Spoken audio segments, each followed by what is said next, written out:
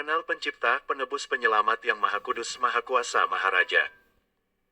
Sebuah introspeksi pemahaman terhadap kebenaran. Mohon diikuti sampai selesai supaya mengetahui persis secara keseluruhan.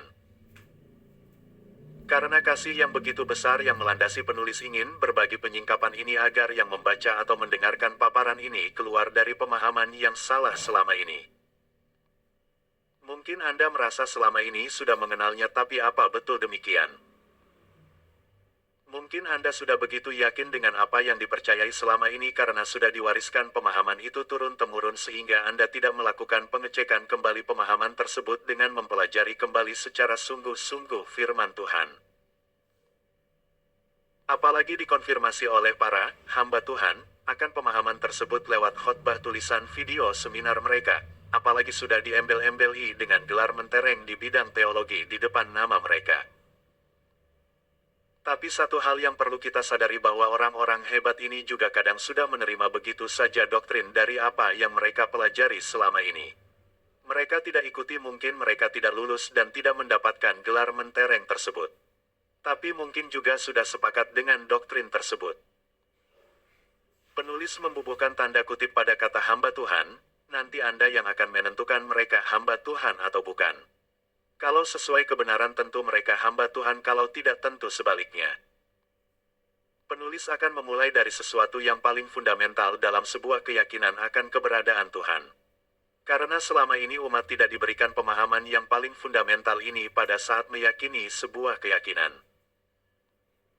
Paparan ini lebih tertuju kepada Anda yang memegang kitab sucinya Alkitab dan yang percaya bahwa Tuhan adalah Roh. Firman Tuhan dalam Yohanes 4 ayat 24.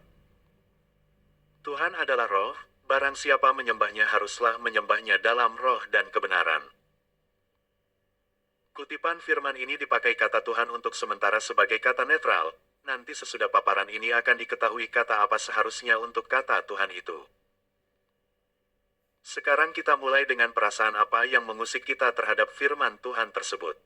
Sebelum sampai pada pernyataan dalam roh dan kebenaran, pertanyaan yang paling fundamental adalah bagaimana mengidentifikasi roh. Pertanyaan inilah yang paling fundamental. Keyakinan terhadap roh harus dimulai dari sini, tidak ada yang lain. Menurut Anda apa jawabannya? Menurut hemat penulis hanya ada satu jawabannya, adalah nama, atau dalam bahasa Ibrani Sem. Kalau Anda pelajari dan telusuri firman Tuhan maka kata nama ini banyak sekali ditemui. Jadi,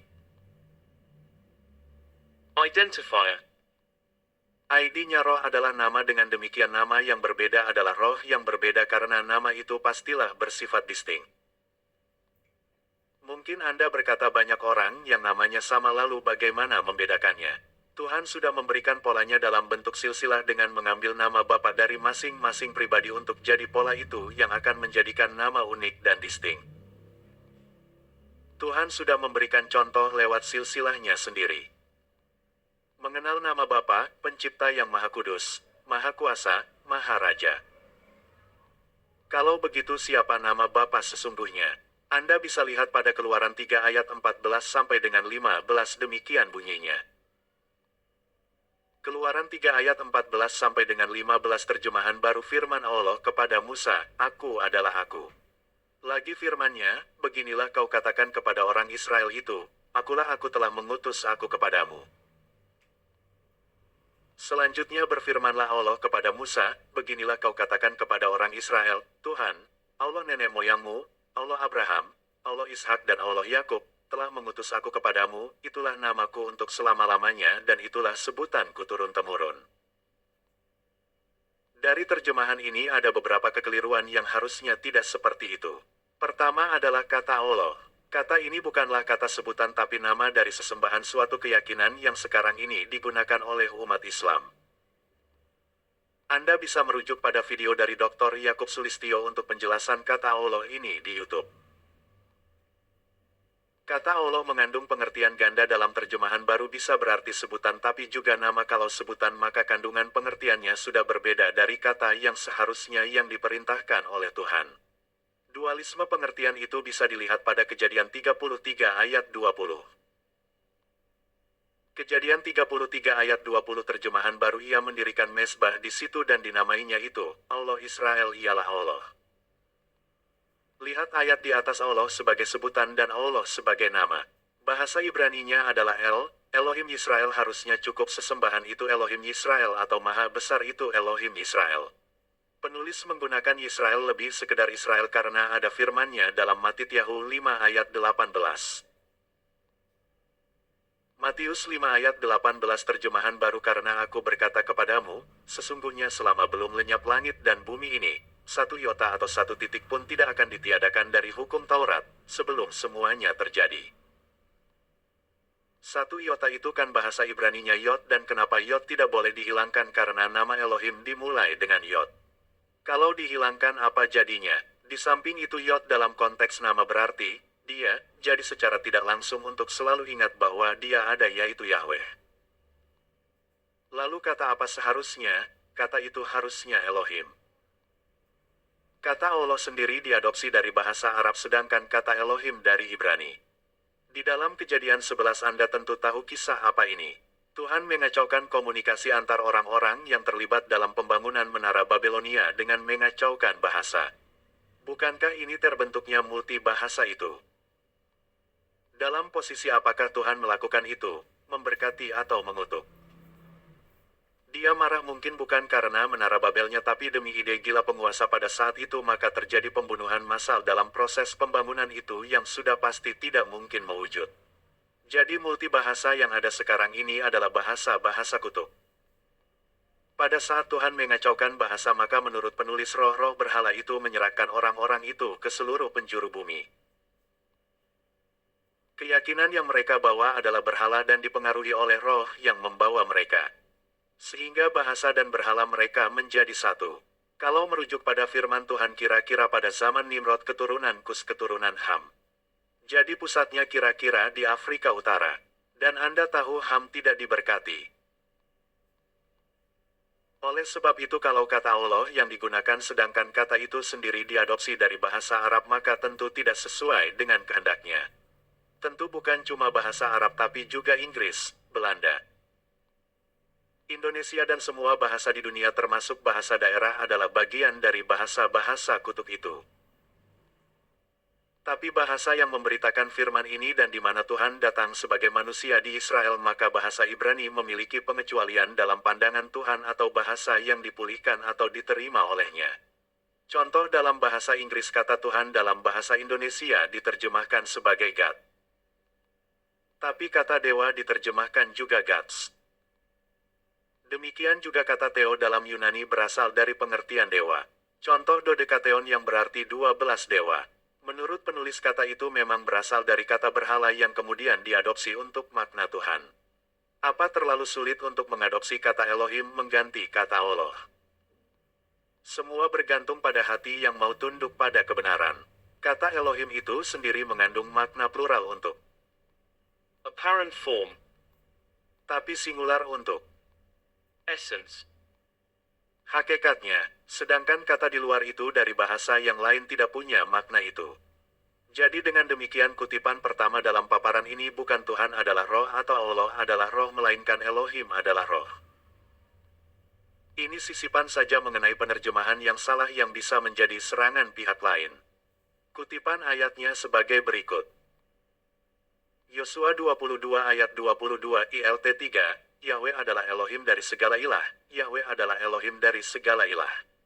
Dia mengetahui, dan orang Israel haruslah mengetahui, jika itu dalam pemberontakan, dan jika itu dalam pengkhianatan terhadap Yahweh, maka jangan menyelamatkan kami pada hari ini. Yosua 22 ayat 22 terjemahan baru, Allah segala Allah, Tuhan, Allah segala Allah, Tuhan, dialah yang mengetahui. Dan patutlah orang Israel mengetahuinya juga. Jika sekiranya hal ini terjadi dengan maksud memberontak atau dengan maksud berubah setia terhadap Tuhan, biarlah jangan Tuhan selamatkan kami pada hari ini. Kalau Anda baca ayat ini terutama pada frasa pertama ayat ini, apa yang muncul di pikiran Anda? Baik terjemahan ILT 3 maupun terjemahan baru dua-duanya menyesatkan. Kenapa? Karena frasa Elohim dari segala ilah dan Allah dari segala Allah menyatakan bahwa baik Elohim ataupun Allah adalah atasannya atau bosnya si jahat atau para dewa. Ini kan ngawur. Kalau Anda cek ke biblehub.com untuk Ibrani maka tulisannya adalah El Elohim Yahweh, padanan bahasa Inggrisnya juga kacau ditulis untuk El terjemahannya The Mighty One, Elohim terjemahannya Gods, dan Yahweh tetap Yahweh.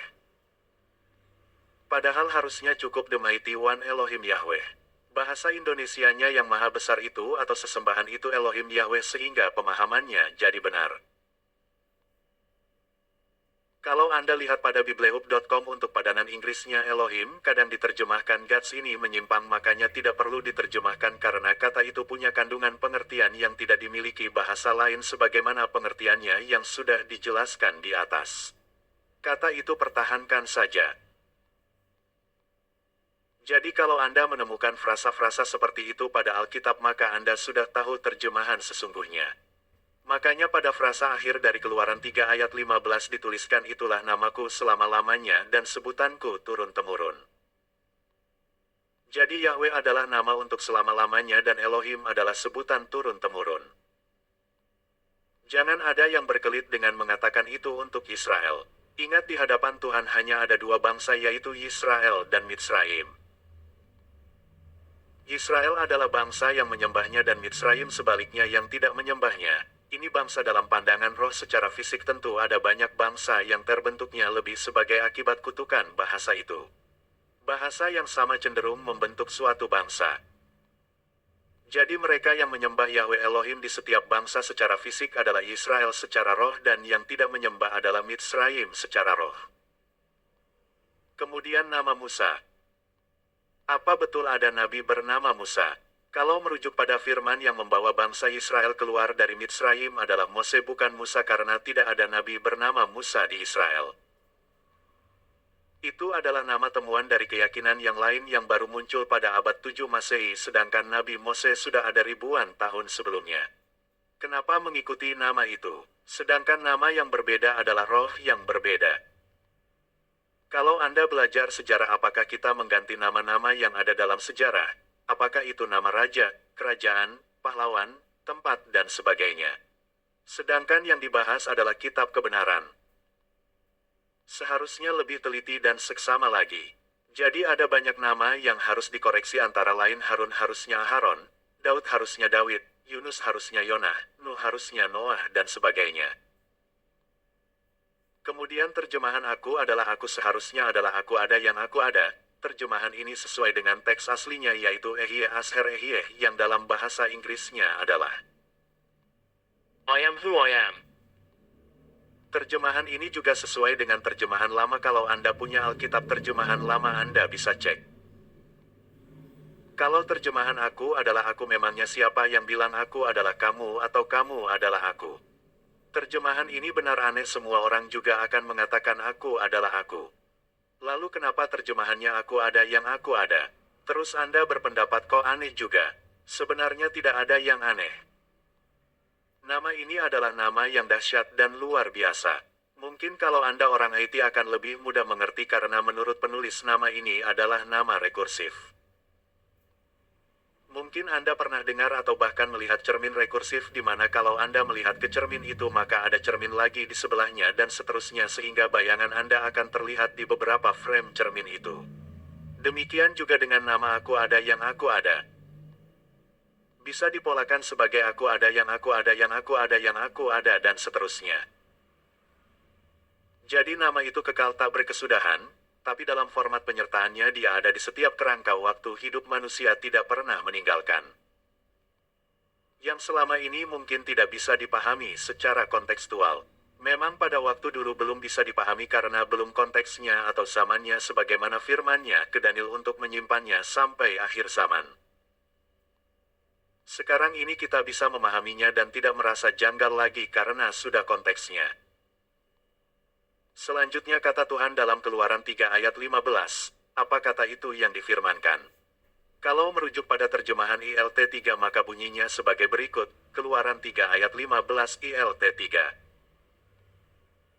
Dan Elohim berfirman lagi kepada Musa, katakan demikian kepada Bani Israel, Yahweh, Elohim leluhurmu, Elohim Abraham, Elohim Ishak, dan Elohim Yakub, telah mengutus aku kepadamu. Itulah namaku untuk selama-lamanya dan itulah pengingat bagiku turun-temurun. Dalam terjemahan ini juga masih menggunakan nama Musa yang seharusnya Mose. Yang lain sesuai teks aslinya. Karena teks aslinya panjang dan dalam bahasa Ibrani disenaraikan dengan bahasa Inggris dalam terjemahan kata per kata. Penulis berikan link adresnya https://biblehub.com. Setelah masuk pada situs web ini Anda bisa klik pada pilihan Hebrew Interlinear Chapter. Dan selanjutnya pilih kitab Exodus 3 kemudian cari atau scroll down ke ayat 15 Anda akan menemukan teks aslinya. Jadi zaman now ini Anda jangan mau terima aja begitu saja karena Anda bisa cek terjemahannya sesuai apa tidak dengan firmannya terutama menyangkut nama. Sekali lagi nama adalah ID-nya roh. Ini adalah pertaruhan hidup dan cuma sekali dipertaruhkan. Makanya harus dipertaruhkan dalam kebenaran. Kalau Anda panggil roh yang salah maka dia akan menetap dan menjerat hidup Anda. Anda mungkin merasa tidak ada gangguan dan nyaman-nyaman saja karena dia tidak akan mengganggu karena sudah masuk perangkapnya. Tapi jangan lupa firman Tuhan dalam Mattityahu 7 ayat 21 sampai dengan 23. Terjemahan yang keliru untuk nama kitabnya yaitu Matius. Dalam bahasa Inggris, Matthew. sedangkan Indonesia Matius. Bukan seperti itu, ingat pada ayat ini ada kata aku tidak mengenal kamu, enyah dari hadapanku. Itu berarti Anda tidak pernah dikenalnya, tidak pernah memanggil namanya, atau salah memanggil namanya. Kalau dia usir tentu Anda tahu kemana tempatnya.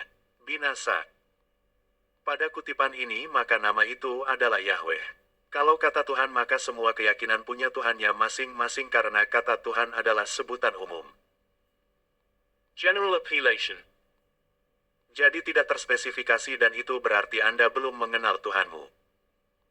Coba Anda bandingkan pernyataan di bawah berikut ini. Ada seorang yang bernama katakan Yanto lewat di depan kerumunan orang kemudian ada 3 orang yang memanggil katakan orang pertama bernama A, yang kedua B dan yang ketiga C.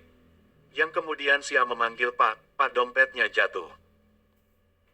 Kemudian si B memanggil Pak Hasto dompetnya jatuh dan si C memanggil Pak Yanto dompetnya jatuh. Di antara ketiga orang ini bagaimana status relasinya dengan Pak Yanto? Menurut Anda A statusnya apa, B statusnya gimana dan juga C? Di sini bisa dilihat bahwa A tidak mengenal Yanto, B salah mengenal, salah orang, dan hanya C yang mengenal. Penulis pernah ikuti seorang pendeta berkhotbah di YouTube dan sedang membicarakan tentang nama Tuhan.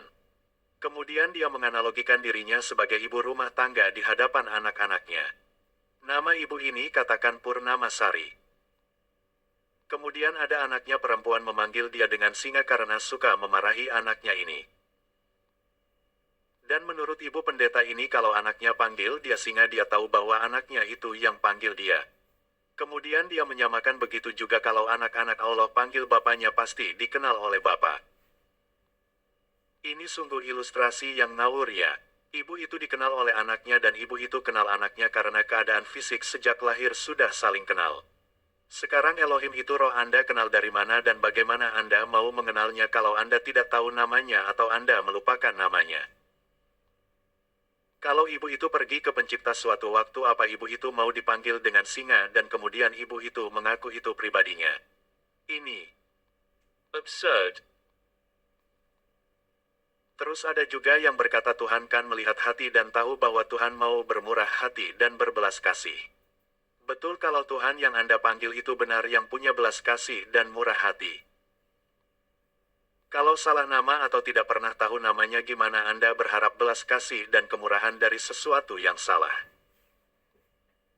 Tapi bukan cuma itu juga Anda harus pastikan bahwa Tuhan itu juga atau terlebih lagi yang punya sorga dan yang mencipta Anda dan menebus Anda.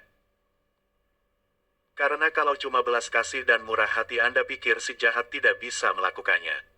Anda kecele bisa aja dia bikin Anda senyaman mungkin yang baru Anda tahu bahwa itu perangkap alias jerat yang akhirnya sudah terlambat. Jadi mengenal itu bukan sebatas kepentingan Anda semata tapi seluruh karakter pribadi Elohim. Jadi kalau selama ini Anda diajari hanya dengan kata Tuhan maka Anda tidak mengenal Tuhan yang disembah.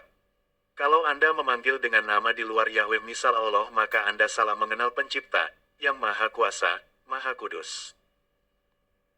Maha Raja, kalau Anda memanggil dengan Yahweh berarti Anda mengenalnya. Nama Yahweh sebenarnya ada dalam Alkitab terjemahan baru tapi ditaruhnya pada bagian belakang untuk penjelasan arti istilah, nama, tempat, dan sebagainya.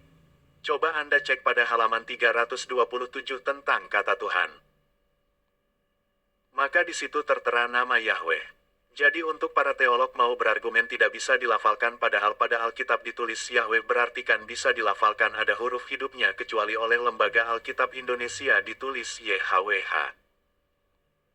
Padahal Anda tahu kata Tuhan dalam Alkitab mungkin hampir 7.000 kata termasuk kata Allah. Sebenarnya kan harusnya Lembaga Alkitab Indonesia tetap menuliskan kata itu di dalam setiap ayat yang terkandung nama Tuhan tapi tidak dilakukan. Penulis tidak tahu kenapa begitu apa lembaga ini punya otoritas lebih dari yang berfirman. Anda telah dibuat tidak mengenal Sang Pencipta, Maha Kudus, Maha Kuasa, Maha Raja. Penulis merasakan kepedihan itu betapa begitu banyak orang yang telah pergi tanpa mengenal yang empunya sorga. Apa ya motif lembaga ini?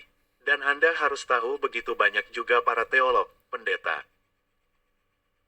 Hamba Tuhan yang sepakat dengan terjemahan ini atau paling tidak membiarkan kondisi ini.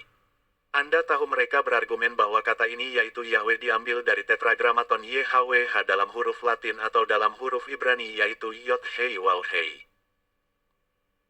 Tulisan Yod-Hei-Waw-Hei jika dituliskan dalam piktogram punya arti tangan lihatlah pasak lihatlah.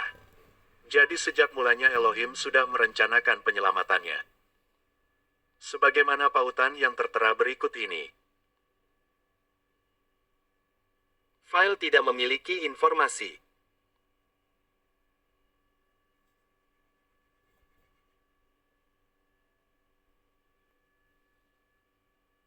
Berikut ini adalah piktogram untuk semua huruf Ibrani, sebagaimana pautan yang tertera berikut ini. File tidak memiliki informasi.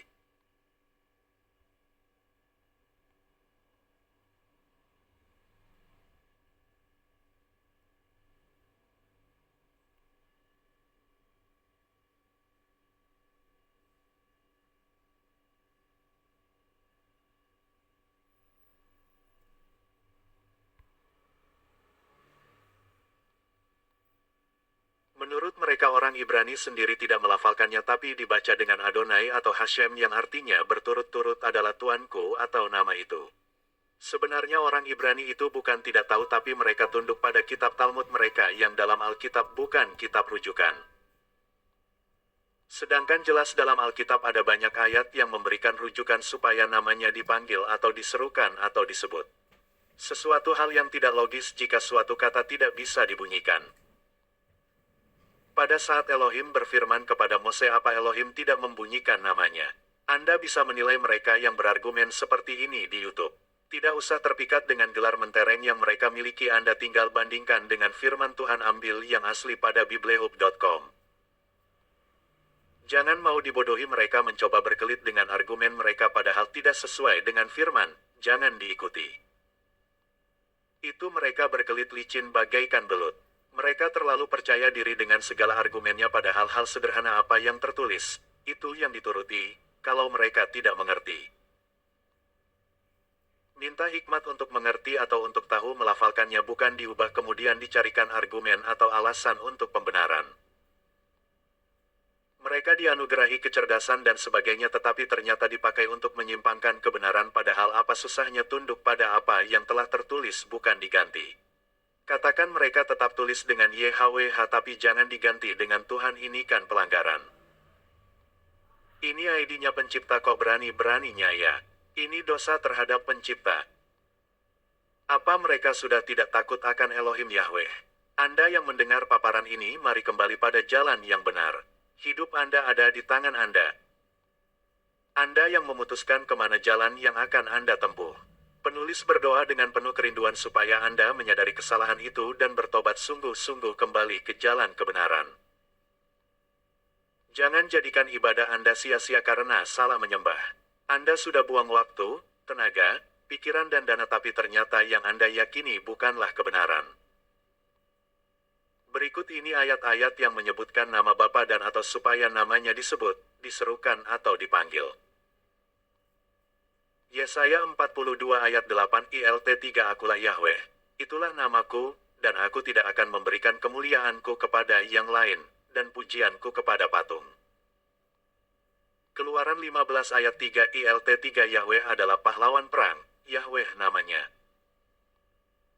Kejadian 4 ayat 26 ILT 3 dan bagi Set, seorang anak laki-laki telah dilahirkan baginya juga, dan dia menyebut namanya Enos. Maka orang mulai berseru dalam nama Yahweh. Kejadian 12 ayat 8 ILT 3 kemudian dia pindah dari sana ke dekat bukit di sebelah timur Betel.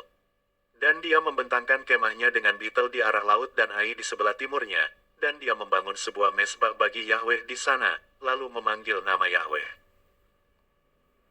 Kejadian 13 ayat 4 ILT 3 ke tempat mesbah yang telah dia dirikan di sana untuk yang pertama kali, dan di sanalah Abram memanggil nama Yahweh. Kejadian 16 ayat 13 ILT 3 dan wanita itu memanggil nama Yahweh yang telah berfirman kepadanya itu, Engkaulah Elroy, karena dia berkata, betapa aku di sini telah memandang kepada yang memandangku. Keluaran 6 ayat 3 ILT 3 dan aku telah menampakkan diri kepada Abraham, kepada Ishak, dan kepada Yakub, sebagai El-Shaddai, dan namaku Yahweh, bukankah aku sudah dikenal oleh mereka?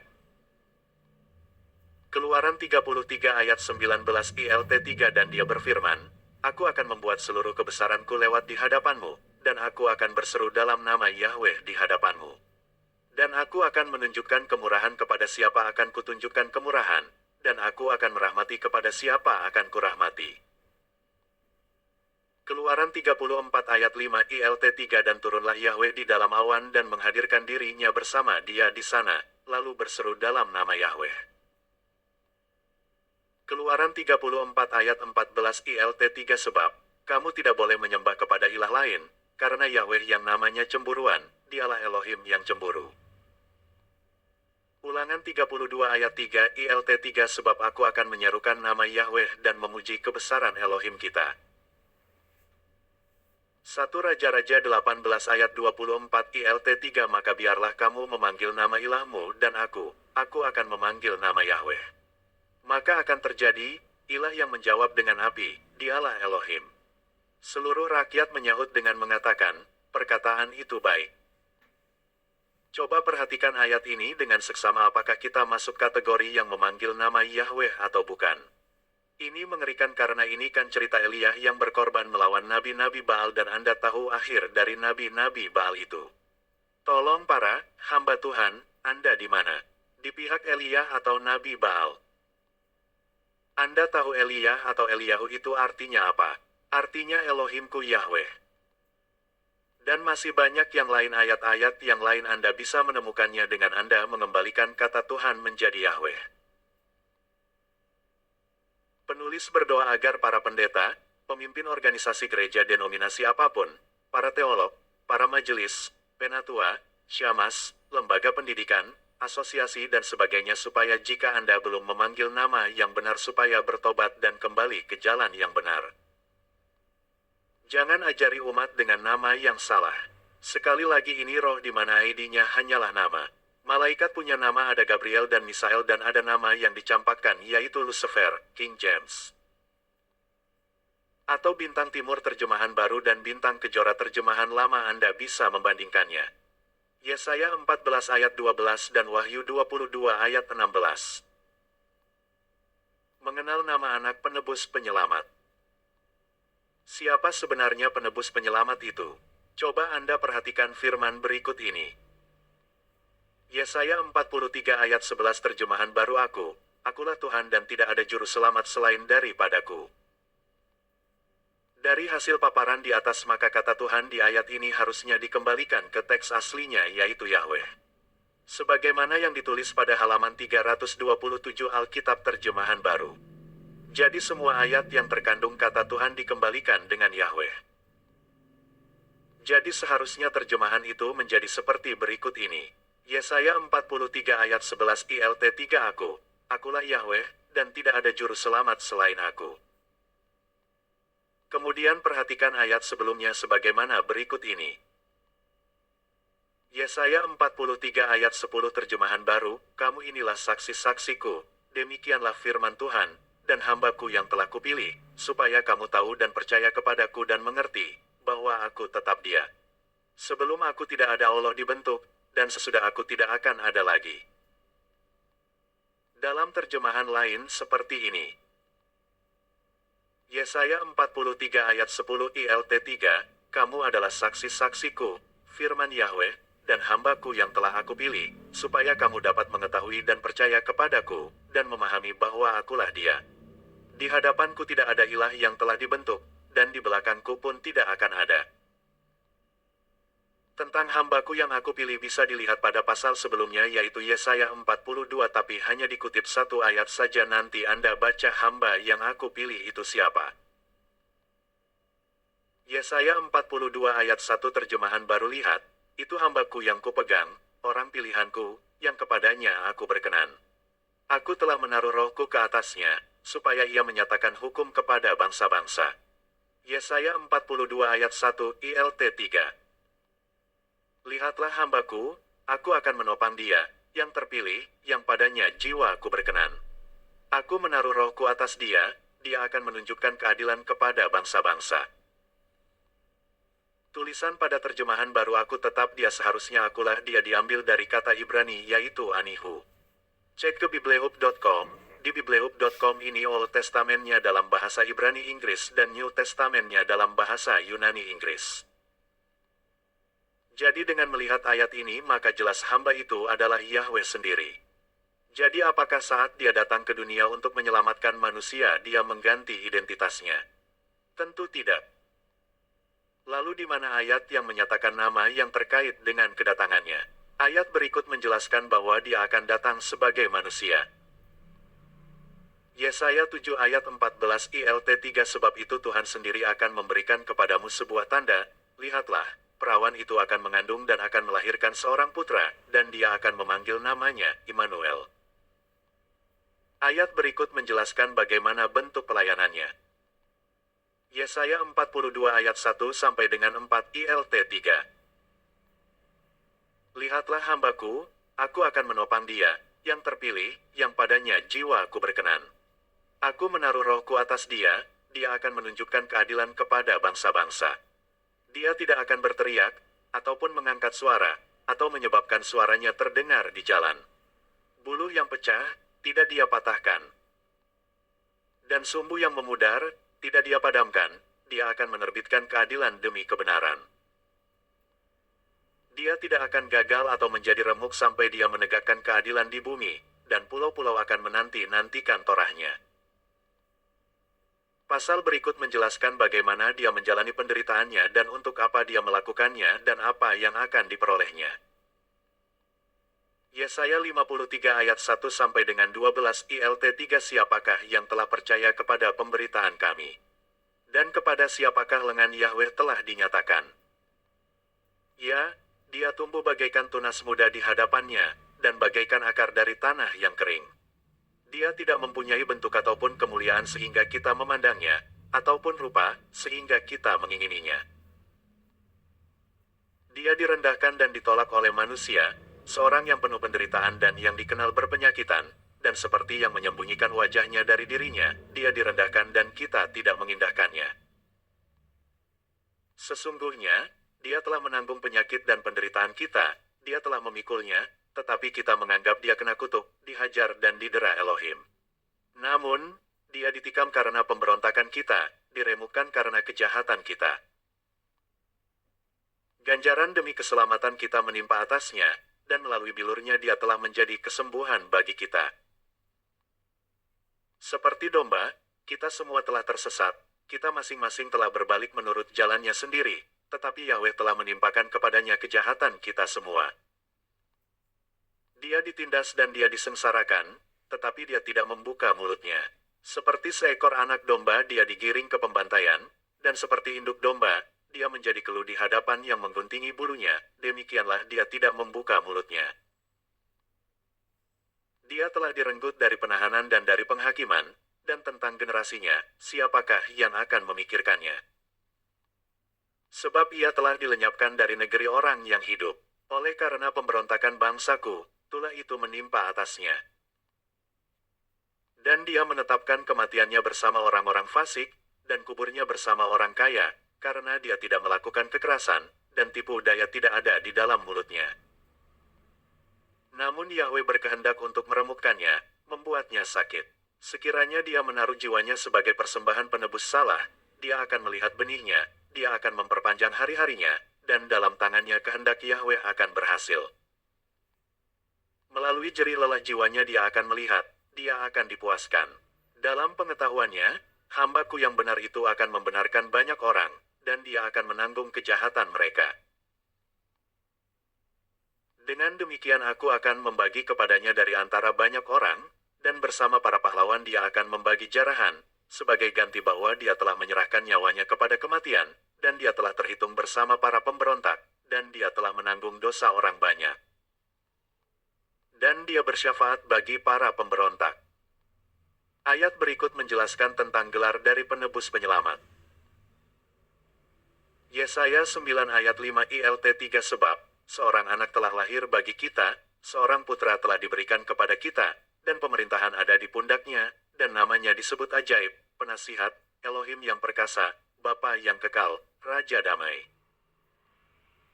Seharusnya nama itu dalam bahasa Ibrani sebagai berikut Pele Jowes El Gibor Abi Atsar Shalom. Barulah diartikan nama itu bukan langsung diterjemahkan. Kesannya itu bukan nama padahal itu adalah nama gelar. Sar Shalom juga bukan Raja Damai tapi Pangeran Damai. Ayat-ayat ini adalah nama penebus yang dalam Old Testament dipakai kata tunas.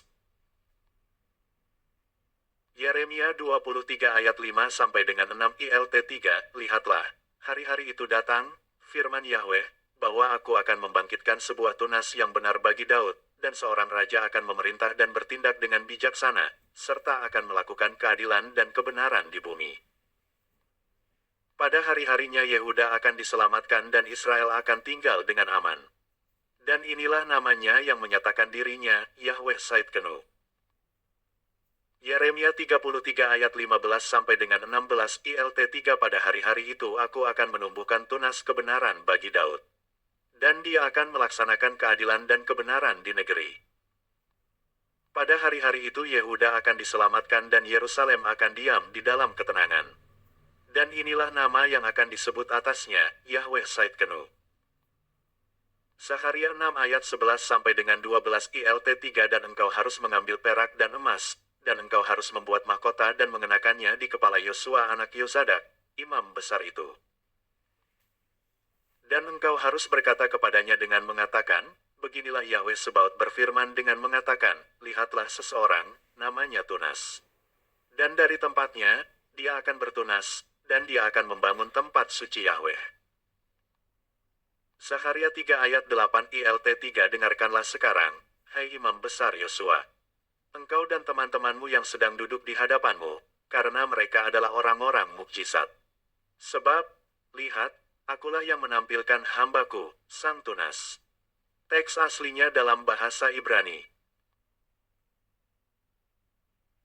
שמע יהושע הכהן הגדול אתה ורעיך הישבים לפניך כי אנשי מופת המה כי הנני מביא את עבדי צמח. Kalau dilihat pada kitab Yeremia harusnya Yermiyahu, maka nama Tunas itu adalah Yahweh Saidkenu artinya Yahweh kebenaran kita. Jadi nama Tunas tetap membawa nama Yahweh. Kalau dilihat pada kitab Zakaria harusnya Zekaryahu, maka nama Tunas adalah Yahusua ben Yahudsadak pada terjemahan ILT 3 ditulis Yosua anak Yosadak. Sekali lagi Anda bisa rujuk ke biblehub.com dalam biblehub.com cara bacanya ditulis Yehoshua ben Yehotsadak. Sebenarnya bukan demikian karena penulis kitab ini membubuhkan nikut, tanda baca Ibrani, berakibat dibaca seperti itu. Tanda baca nikut ini atau teks Masoret tanah itu menurut Britannica dimulai pada abad 6 Masehi dan selesai abad 10 Masehi. Sebelumnya teks tersebut tidak memiliki tanda baca. Tanda baca itu pada nama Yenoshua untuk menyelaraskan dengan nama Yenova sebagai nama Bapa yang menurut banyak scholar lafalnya adalah Yahweh sebagaimana yang ada dalam terjemahan ILT3 ataupun terjemahan baru meski untuk terjemahan baru ditaruhnya di belakang. Yang mana nama itu Yahweh. Kata Haleluya juga bukan ditulis dengan Haleluya. Begitu pula dengan nama-nama nabi misal Yermiyahu, Zekaryahu, Nehemyahu, Ofatyahu dan lain-lain. Sekarang ini nama Perdana Menteri Israel Benyamin Netanyahu. Semua nama-nama itu kan tidak berakhiran Yeho. Jadi nama tunas adalah Yahusua ben Yahudsadak. Yahusua artinya Yahweh yang menyelamatkan dan Yahudsadak artinya Yahweh kebenaran kita. Kata Yahu itu sendiri berasal dari huruf Ibrani Yod Hei Waw. Jadi tinggal kurang satu huruf Hei lagi membentuk nama Yahweh. Jadi cuma kurang huruf H. Dalam proses penggabungan kata dalam bahasa Ibrani memang ada pemenggalan huruf yang akan digabungkan. Jadi Yod Hei Waw itu secara tunggal lafalnya jadi Yahweh tapi saat digabungkan dengan kata lain berubah lafal jadi Yahu. Penulis tidak punya intensi apa-apa kecuali mencoba menyingkapkan kebenaran itu sendiri. Karena selama ini sudah terlampau jauh menyimpang dari kebenaran. Nama ini sebenarnya juga dikonfirmasi pada New Testament. Coba Anda periksa Yohanes harusnya Yahucanan 5 ayat 43. Yohanes 5 ayat 43 ILT3 Aku telah datang dalam nama Bapakku, dan kamu tidak menerima aku. Jika orang lain datang dalam namanya sendiri, kamu akan menerimanya. Teks aslinya dalam bahasa Yunani. Ego elelita entoi onomati tu patrosmou, kai ou lambanetemi ean alos lti entoi onomati toi idioi, ekeinon lemseste. Jadi nama anak harus mengandung nama Bapa, ingat ini adalah roh. Konsistensi nama itu harus tetap terjaga. Jadi Anda lihat bahwa Yahusua sudah mengingatkan supaya menggunakan nama yang benar. Ini. Warning statement. Anda menggunakan nama yang salah berarti Anda tidak menerima dia, sebaliknya Anda menerima yang lain. Di luar terang berarti gelap. Apa Yesus dan Yeshua bawa nama Bapa? Yesus nama Bapa adalah Tuhan atau Allah. Anda tentukan sendiri dan cek ke nama Yesus itu sendiri cocok tidak dengan firman di atas. Anda tahu jawabannya. Kemudian Yeshua nama Bapa adalah Yahweh dan itu betul tapi apa di tulisannya ada kata Yahweh. Coba cek Yeshua dalam Ibrani Yod Sin Waw Ain. Yod itu diartikan dia. Sin Waw Ain dilafalkan Sua diartikan keselamatan jadi kalau digabung jadi dia keselamatan atau dia juru selamat. Ini tidak mengandung nama Bapa, jadi tetap masih salah.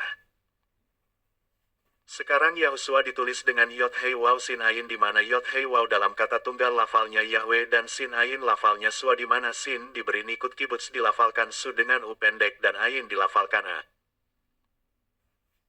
Bahkan ada yang menggunakan 6 karakter Ibrani di mana di antara Sin dan Ain disisipkan Waw di tengahnya dan huruf Waw ini diubah jadi surek sehingga dibaca Sua dengan U panjang. Jadi nama Yahusua membawa nama Bapa Yahweh. Kemudian berikut ada ayat lain berikut ini.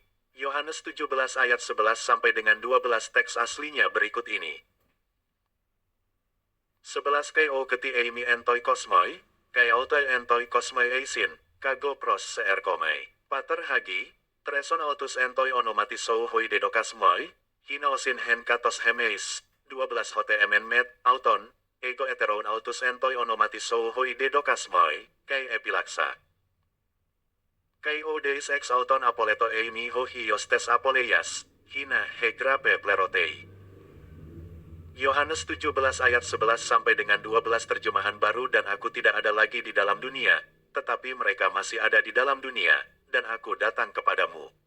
Ya Bapa yang kudus, peliharalah mereka dalam namamu, yaitu namamu yang telah engkau berikan kepadaku, supaya mereka menjadi satu sama seperti kita. Selama aku bersama mereka, aku memelihara mereka dalam namamu, yaitu namamu yang telah engkau berikan kepadaku. Aku telah menjaga mereka dan tidak ada seorang pun dari mereka yang binasa selain daripada dia yang telah ditentukan untuk binasa, supaya genaplah yang tertulis dalam kitab suci. Bandingkan dengan ILT 3. Yohanes 17 ayat 11 sampai dengan 12 ILT 3 dan aku tidak lagi berada di dunia tetapi mereka ini masih ada di dunia. Dan aku datang kepadamu, Bapa yang kudus, peliharalah mereka dalam namamu, yakni mereka yang telah engkau berikan kepadaku, supaya mereka dapat menjadi satu sama seperti kita.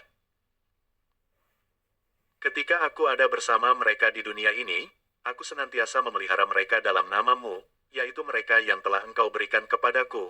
Aku telah menjaganya dan tidak seorang pun dari antara mereka yang binasa, kecuali anak kebinasaan itu, supaya kitab suci dapat digenapkan. Di sini ILT3 salah menerjemahkan yang lebih tepat terjemahan baru. Pada kalimat namamu yang engkau berikan kepadaku.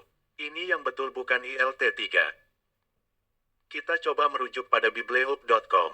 Pada bahasa Yunani tertera kata ho, singular, bukan hon, plural, yang merujuk pada penghubung singular bukan plural jadi tidak bisa diterjemahkan seperti pada ILT3 baik yang ada pada ayat 11 dan 12. Jadi jelas nama Bapa sama dengan nama anak atau nama anak mengandung nama Bapa. Jadi bukan seperti ILT3 yang menerjemahkan yaitu mereka yang engkau berikan kepadaku tapi seharusnya namamu yang engkau berikan kepadaku. Penulis bisa melihat bahwa terjemahan-terjemahan yang dilakukan oleh lembaga seakan melekat pada doktrin dari lembaga yang menerjemahkannya tidak independen.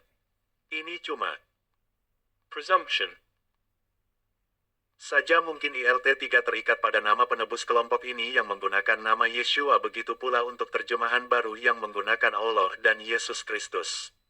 Hal ini bisa dilihat pada terjemahan untuk Zekaryahu 6 ayat 11 untuk nama tunasnya yaitu Yosua anak Yosadak, padahal ILT itu sendiri singkatan dari Interlinear Translation. Jadi hemat penulis diambil dari biblehub.com ini. Sekali lagi ini perkiraan saja mudah-mudahan diubah sebagaimana firman itu. Penulis menemukan memang ada beberapa terjemahan yang harus dikoreksi untuk mendapatkan pemahaman yang benar. Jadi sesungguhnya nama nubuatan pada Old Testament haruslah menjadi nama pada New Testament supaya firman itu sungguh bersumber dari satu pribadi yang sama. Kalau nama itu tidak merupakan nama nubuatan, Prophetic name. pada Old Testament maka nama tersebut tidak bisa digunakan. Firman itu menjadi tidak kanon. Salah satu bentuk yang diperhatikan dalam proses kanonisasi adalah nama dan asal-usul penulis kitab dan orisinalitas kitab itu. Nah Anda bayangkan kalau nama pencipta, penebus penyelamat diganti lalu Alkitab itu kanon tidak. Ini bicara yang mau disembah dan yang telah memberikan nyawa untuk keselamatan umat manusia. Dan itu pula yang terjadi dan Anda mungkin tahu belakangan ini ada seminar biblika yang diadakan oleh BPMPT KKI tentang Tritunggal yang menjadi heboh di kalangan teolog. Sebenarnya semua itu harus dikembalikan pada pemahaman mendasar tentang kebenaran itu sendiri. Kalau para teolog itu sendiri memanggil roh yang salah lalu apakah mereka bisa memahami kebenaran itu? Sudah pasti. Nonsense. Roh kebenaran itu adalah Yahud Sadak dan Raja kebenaran itu Malkit Sadak. Jadi kalau para teolog itu memanggil Bapa dengan Tuhan atau Allah maka itu tidak sesuai firman. Kalau memanggil penebus dan penyelamat itu dengan Yesus Kristus begitu juga dengan Yeshua HaMasyiah juga tidak sesuai firman. Itu nama temuan alias Creative thinking. manusia yang menyimpang. Jadi namanya rekayasa. Mereka yang ingin menyanggah penjelasan ini supaya memberikan ayat firman-Nya pada Old Testament yang menyatakan bahwa nama itu nama nubuatan untuk Mesias. Karena New Testament merupakan satu rantai dengan Old Testament. Kalau Anda tidak memberikan ayat pada Old Testament tapi berbasis pada New Testament saja berarti Anda memutus konektivitas antara Old Testament dan New Testament. Karena justru disinilah karya monumental Elohim yaitu menyelamatkan umat manusia. Kalau firman Elohim dalam Yeshayahu 42 ayat 8 dipahami dengan benar di mana di ayat itu dikatakan bahwa aku tidak akan memberikan kemuliaanku kepada yang lain dan pujianku kepada patung. Maka jelas kalau Anda memberikan itu bukan kepada Yahweh atau Yahushua HaMasyiah maka itu bertentangan dengan firman ini. Kemudian nubuatan pada Zekaryahu 3. Untuk ayat 8 pada ILT3 terjemahan karena mereka orang-orang mukjizat menurut penulis lebih tepat adalah kepada mereka diberikan tanda ajaib. Mereka di sini adalah murid-murid Yahushua HaMasyiah. Dan tulisan terjemahan menampilkan mungkin lebih tepat sedang membawa ke depan. I am bringing forth. Berarti dari area belakang. Karena firman ini memberikan indikasi bahwa tidak lama sesudah nubuatan ini penebus itu akan datang di mana penulis melihat bahwa kitab ini adalah kedua terakhir dari Old Testament sebelum masuk ke New Testament. Penulis memahami bahwa area depan Foreground. itu adalah alam fisik yaitu yang nampak dan area belakang Background. itu adalah alam roh yang tidak nampak secara jasmani. Dari sini juga dapat dipahami kenapa pada Old Testament digunakan istilah tunas karena tunas itu kan yang nampak di atas permukaan sedangkan akarnya tidak kelihatan. Tunas itu juga kan bahasa lainnya adalah anakan. Jadi anakan yang jadi manusia istilahnya tentu berubah jadi anak manusia yang didapati pada New Testament.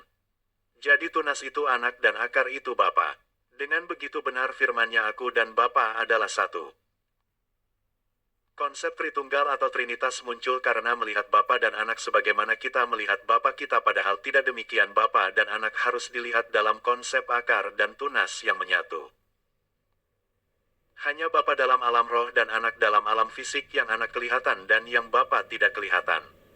Makanya waktu Filipus bertanya kepada Yahusua tunjukkan Bapa itu kepada kami itu sudah cukup bagi kami maka Anda tahu jawaban Yahusua. Kalau kamu melihat Anak maka kamu sudah melihat Bapa. Bahkan Yahusua sampai kecewa sudah sekian lama Filipus kamu bersama aku tapi kamu tidak mengenal aku.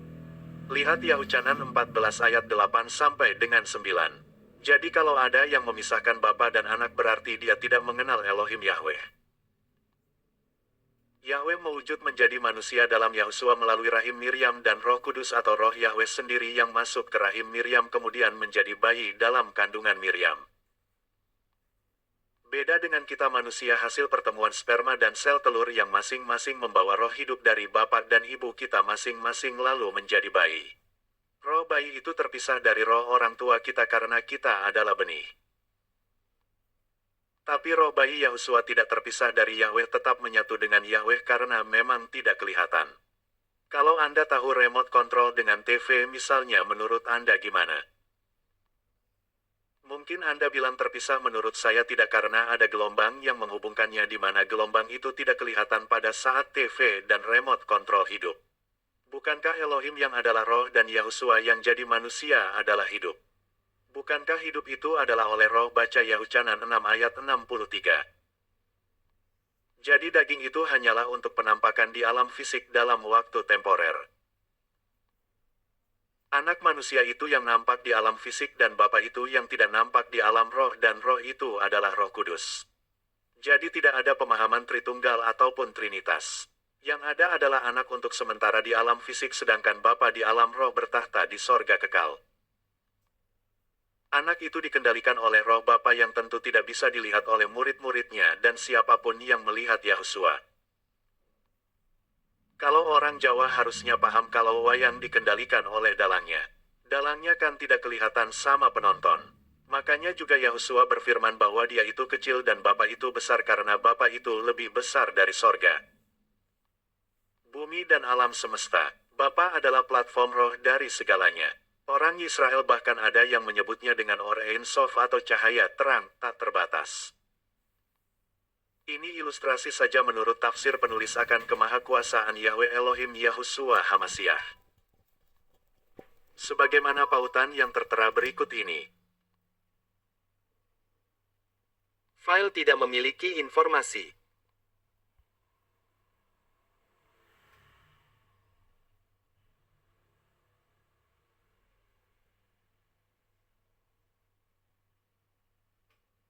Dari firman ini juga ungkapan teman-teman itu tidak lain adalah murid-murid Yahusua.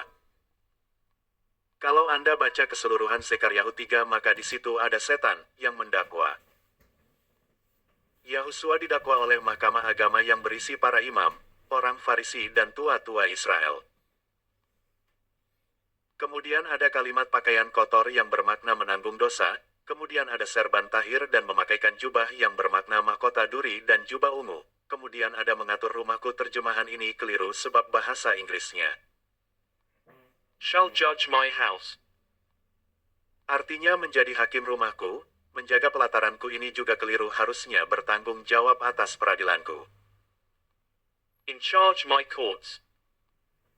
Makanya Yahosua berfirman Bapa tidak menghakimi tapi menyerahkannya kepada anak. Yahucanan 5 ayat 22 artinya Yahosua menjadi hakim yang adil. Nubuatan firmannya dari ayat ini. Dan ada satu yang mungkin Anda bingung yaitu satu batu dengan 7 mata yang terdapat pada ayat 9. 7 mata itu adalah 7 mata Yahweh lihat pada Zekaryahu 4 ayat 10. Lalu batu apa artinya batu itu? Dalam bahasa Ibrani artinya Eben ditulis dengan Alef. Bet dan Nun. Alef kalau menggunakan piktograf maka digambar dengan kepala lembu yang artinya bisa lembu jantan atau kekuatan atau pemimpin, sedangkan Bet dan Nun dibaca Ben berarti anak. Jadi Eben punya arti sebenarnya anak domba. Jadi batu dengan mata 7 adalah anak domba dengan mata 7. Sedangkan Yahweh juga dengan mata 7. Jadi sekali lagi pembuktian anak dan bapa atau tunas dan akar adalah satu. Kemudian pada batu itu akan diukir satu ukiran tulisan prasasti. Anda tentu tahu maksudnya adalah tulisan di atas kayu salib. Tulisan itu sendiri ada dalam 3 bahasa yaitu bahasa Ibrani, Latin dan Yunani sebagaimana yang tertulis pada Yahucanan 19 ayat 20. Yohanes 19 ayat 20 ILT 3 Maka banyak orang Yahudi membaca prasasti itu, karena tempat di mana Yeshua disalibkan berada di dekat kota. Dan itu telah dituliskan dalam bahasa Ibrani, Yunani, dan Latin. Nama Yeshua di sini harusnya Yahosua. Tapi tulisan itu yang diketahui sampai saat ini adalah dalam bahasa Yunani. Lalu yang tulisan dalam 2 bahasa yang lain kemana, terutama yang dalam bahasa Ibrani? Ya tentu sudah dihilangkan. Kenapa? Karena tulisan dalam bahasa Ibrani membuktikan apa yang difirmankan oleh Yahosua dalam Yahucanan 8 ayat 28 sebagai berikut.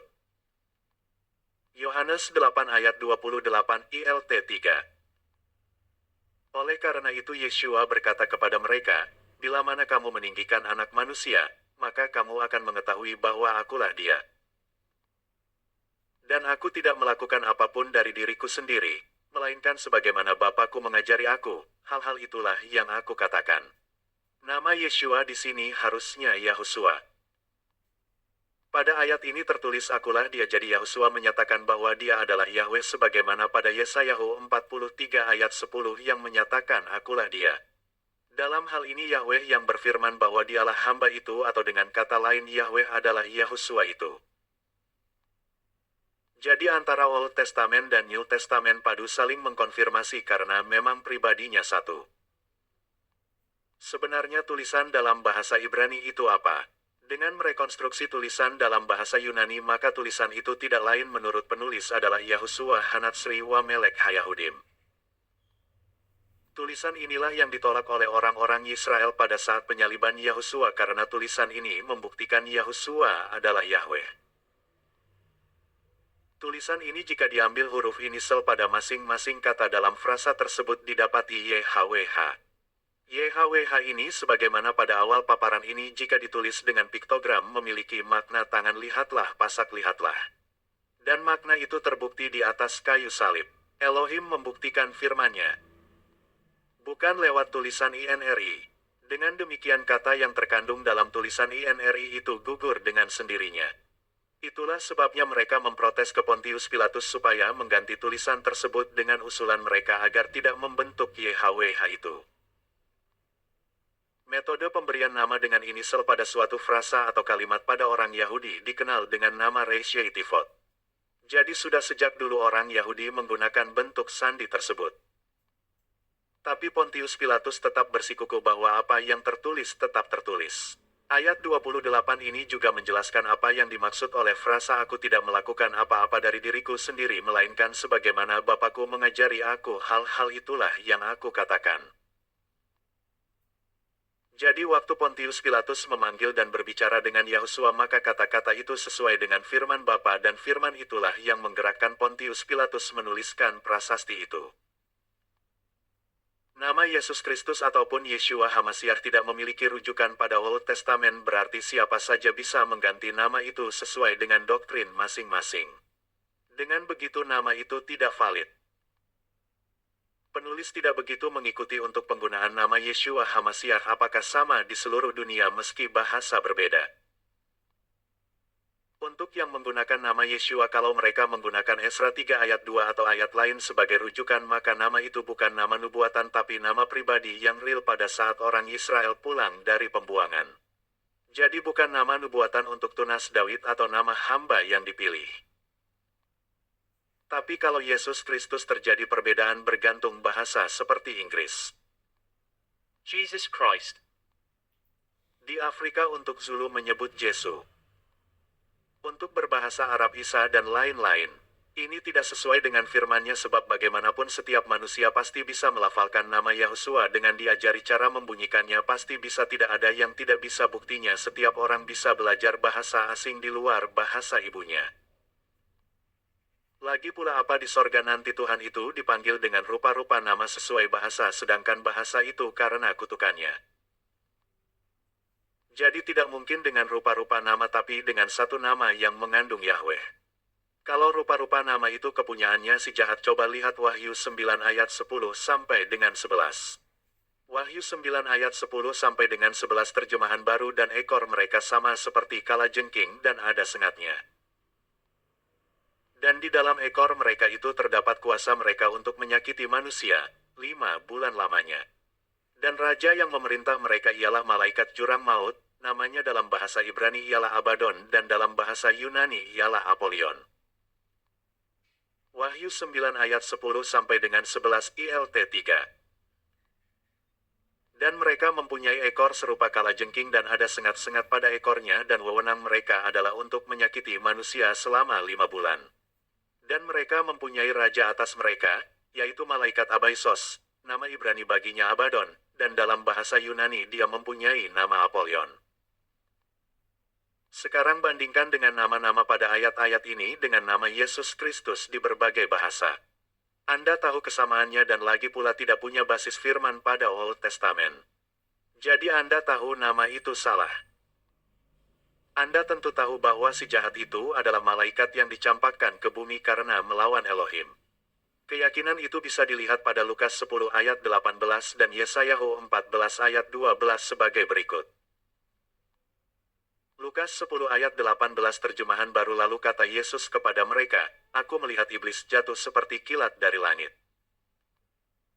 Yesaya 14 ayat 12 terjemahan baru, Wah, engkau sudah jatuh dari langit, hai bintang timur, putra fajar, engkau sudah dipecahkan dan jatuh ke bumi, hai yang mengalahkan bangsa-bangsa. Sekarang coba bandingkan untuk kitab Yesayahu dengan Wahyu 22 ayat 16 Wahyu 22 ayat 16 terjemahan baru, Aku, Yesus, telah mengutus malaikatku untuk memberi kesaksian tentang semuanya ini kepadamu bagi jemaat-jemaat. Aku adalah Tunas, yaitu keturunan Daud, bintang timur yang gilang gemilang. Perhatikan Yesus dan malaikat yang dicampakkan mendapatkan sebutan yang sama bintang timur yang kalau dalam bahasa Inggris Morning Star tapi untuk King James Lucifer untuk Yesayahu 14 ayat 12. Ini kan kacau namanya. Tapi kalau pada Yesayahu 14 ayat 12 diterjemahkan sebagai Lucifer dan Wahyu 22 ayat 16 diterjemahkan bintang timur atau Morning Star itu artinya berbeda. Menurut penulis kata asli Ibraninya adalah Heilel yang artinya dalam. Strong Concordance. Adalah. The Shining One. Jadi lebih tepat kalau Lucifer yang mengandung pengertian bercahaya jadi bukan bintang timur supaya itu berbeda dan memang harusnya demikian. Ini kutipan sebagian akhir dari Exultet Katolik. Bersoraklah, nyanyikan lagu gembira bagi Kristus yang menebus kita. Bersyukurlah kepada Allah, kita bangkit bersama Kristus. D. Semoga lilin ini, yang diberkati demi penghormatanmu, Bapa, bernyala terus untuk menghalau kegelapan malam ini. Semoga nyalanya kau gabungkan dengan bintang kejora sejati. Yakni Yesus Kristus yang tak kunjung terbenam. Dia telah terbit dari alam maut dan menyinari umat manusia dengan seri cahayanya. Kini ia bersama dengan Dikau dan Roh Kudus hidup dan berdaulat sekarang dan sepanjang masa. Ini kutipan sebagian akhir Exultet dalam bahasa Latin. Overe beata nox, in quaterenis caelestia, humanis divina iumuntur. Oramus ergo te, Domin, ut ceres iste in honorem tui nominis consecratus, ad noctis huius caliginem destruendam, indeficiens perseveret. Et in odorem suavitatis acceptus, supernis luminaribus misceatur. Flemas eius Lucifer matutinus inveniat, ille, in quam, Lucifer, cui nescit occasum. Christus filius tuus, cui, regressus abe inferis, humano generis renus iluxit, et tecum vivit et regnat in saecula saeculorum. Berikut. Link address. Untuk Exultet. Ini link untuk bahasa Inggris https://n.m.wikipedia.org/wiki/exultet. Ini link untuk bahasa Indonesia https://it.m.wikipedia.org/wiki/exultet. Semua tahu bahwa gereja mula-mula adalah Katolik. Protestan muncul sesudah reformasi Martin Luther dan Calvin. Jadi apakah nama Yesus Kristus berakar atau bermula dari gereja mula-mula ini? Kalau Yesus mungkin diambil dari tulisan di atas kayu salib dalam bahasa Yunani Iesos, tapi Kristus dari mana sumbernya? Kalau mengatakan dari terjemahan Hamasiah, apa betul begitu? Coba Anda ambil terjemahan Google, masukkan bahasa Inggrisnya Mesias dan cari padanannya dalam bahasa Yunani, maka Anda akan menemukan kata Mesias, bacanya Mesias. Kemudian kalau bicara transliterasi tentu bisa digunakan sepanjang bukan nama, dan kalaupun nama dan semua huruf dari kata asal ada pada bahasa tujuan tidak ada masalah, tapi kalau tidak ada maka harus tetap pada kata asalnya atau ke huruf Latin, kalaupun huruf Latin bisa menampung semua huruf dari kata asal tersebut. Karena huruf atau literal itu kesepakan manusia pengguna bahasa itu, dan sekali lagi bahasa adalah kutukan pencipta, makanya masing-masing berbeda hurufnya dan memiliki kekurangan dalam pelafalannya. Penulis pernah mencoba menerjemahkan dari bahasa Indonesia ke bahasa Cina kata yang merupakan nama institusi yang mungkin tidak ada padanannya dalam bahasa Cina tetap dipertahankan dalam bahasa Indonesia dan dilafalkan dalam bahasa Indonesia. Kata Kristen merupakan turunan dari kata Kristus yang menjadi suatu bentuk keyakinan. Kalau kata Kristus itu sendiri hanya suatu bentuk indoktrinasi dari suatu nama yang tidak diketahui asal-usulnya atau suatu nama yang direkayasa, bagaimana mempertanggungjawabkannya? Kalau menggunakan Hamasiah maka akan jadi Masiahim, kalau Mesias akan menjadi mesianik untuk bentuk keyakinan itu. Tapi sebenarnya ini juga tidak perlu, karena kalau merujuk pada prasasti di kayu salib Yahusua Hanatsri wa Melek Hayahudim, maka dengan inisial YHWH yang adalah Bapa Yahweh dan Yahusua Hamasiah adalah anak, maka keyakinan itu adalah Yahudim. Kalau diperhatikan kata Yahusua dan Yahudim di bawah kungkungan YHWH yang adalah Yahweh. Makanya ukiran atau prasasti itu disebut dan diukir oleh Bapa Yahweh Elohim sendiri supaya menjadi kesimpulan penyembahan untuk umat manusia. Baca kembali Zekaryahu 3. Tapi para orang Farisi, tua-tua Israel dan ahli Taurat tidak percaya bahwa Yahusua adalah Yahweh, dan akibatnya mereka mati dalam dosa mereka alias binasa. Yahucanan 8 ayat 24. Karena prasasti itu menjelaskan kebenaran itu mereka hilangkan, padahal itu bukti paling fundamental dari karya monumental Elohim Yahweh untuk menyelamatkan. Yohanes 8 ayat 24 ILT 3. Oleh karena itu aku berkata kepadamu, bahwa kamu akan mati dalam dosa-dosamu. Sebab, jika kamu tidak percaya bahwa akulah Dia, maka kamu akan mati dalam dosa-dosamu. Yohanes 8 ayat 24 terjemahan baru. Karena itu tadi aku berkata kepadamu, bahwa kamu akan mati dalam dosamu, sebab jikalau kamu tidak percaya bahwa akulah Dia, kamu akan mati dalam dosamu. Konsekuensinya pada umat Israel yang tidak pernah atau sulit untuk menerima Yahusua Hamasiah sebagai Yahweh sampai saat ini. Dan Anda tahu dalam Wahyu kepada Yahucanan jumlah mereka terbatas 144.000 orang. Masing-masing suku cuma 12.000 orang. Sedangkan kaum gentile tak terhitung jumlahnya. Mereka bangsa yang tegar tengkuk, meskipun demikian umat penyembah Yahweh tidak boleh mengutuk bangsa Israel. Dan berikut ini Yesayahu 14 ayat 12 terjemahan lama. Yesaya 14 ayat 12 terjemahan lama. Bagaimana engkau sudah gugur dari langit, hai bintang kejora. Hai anak fajar, engkau sudah ditebang rebah ke bumi, engkau yang penganiaya segala bangsa. Penulis prihatin terhadap orang Papua yang menggunakan bendera bintang kejora, mungkin mereka tidak tahu selama ini. Pada Exalted Yesus Kristus, bintang kejora sejati dan malaikat yang dicampakkan pada terjemahan lama di atas adalah bintang kejora, dan kalaupun terjemahan bintang kejora diganti dengan Lucifer supaya berbeda dari Wahyu 22 ayat 16, maka Exalted Latin mengindikasikan pernyataan berikut tetap berlaku. Jadi malaikat yang dicampakkan sama dengan Yesus Kristus. Jadi kalau Anda tidak mau salah sembah, tidak usah pakai nama yang salah, kembali pada firman yaitu Yahushua HaMashiach. Mungkin Anda berdalih bahwa menggunakan nama Yesus Kristus atau Yeshua HaMashiach ada mujizat. Memang mujizat bisa dari kekuatan kebenaran, tapi juga bisa yang bukan kebenaran. Firman-Nya berikut ini. Ulangan 13 ayat 1 sampai dengan 4 ILT 3. Apabila seorang nabi atau seorang pemimpi bangkit di antaramu, dan dia memberimu suatu tanda atau mukjizat, dan tanda atau mukjizat yang ia ramalkan kepadamu itu terjadi, dengan mengatakan, mari kita mengikuti ilah-ilah lain, yang tidak engkau kenal, dan mari kita beribadah kepadanya. Maka janganlah mendengarkan perkataan nabi itu atau mimpi pemimpi itu. Sebab Yahweh, Elohimu, sedang mengujimu untuk mengetahui, apakah kamu mengasihi Yahweh, Elohimu, dengan segenap hatimu dan dengan segenap jiwamu. Kamu harus hidup mengikuti Yahweh, Elohimu, dan kamu harus takut akan Dia. Dan kamu harus memelihara perintah-perintahnya, dan kamu harus mendengarkan suaranya, dan kamu harus beribadah kepadanya, juga kamu harus bergantung kepadanya. Pada firman di atas sudah jelas bisa saja merupakan ujian, dan responsnya harus sesuai dengan firman itu, tetap pada Yahweh Elohim dan Yahushua HaMashiach.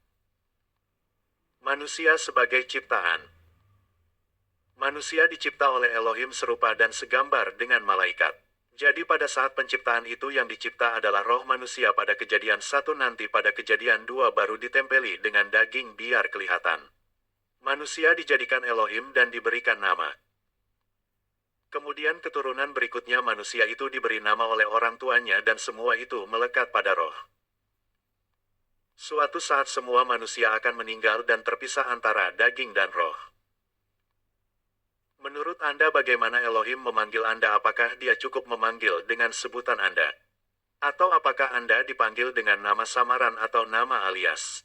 Atau Dia akan memanggil Anda dengan nama resmi Anda? Pertanyaan ini muncul kalau Dia masih mengenal Anda, tapi kalau tidak tentu pertanyaan-pertanyaan tadi tidak berlaku. Sebagaimana Anda ingin mengenal Dia, apalagi Dia sangat ingin Anda kenali dengan benar sesuai dengan yang Dia beritahukan namanya. Kalau Anda tidak pernah memanggil namanya atau memanggil nama lain, berarti kan Anda tidak mengenalnya. Demikian juga Dia pasti tidak mengenal Anda.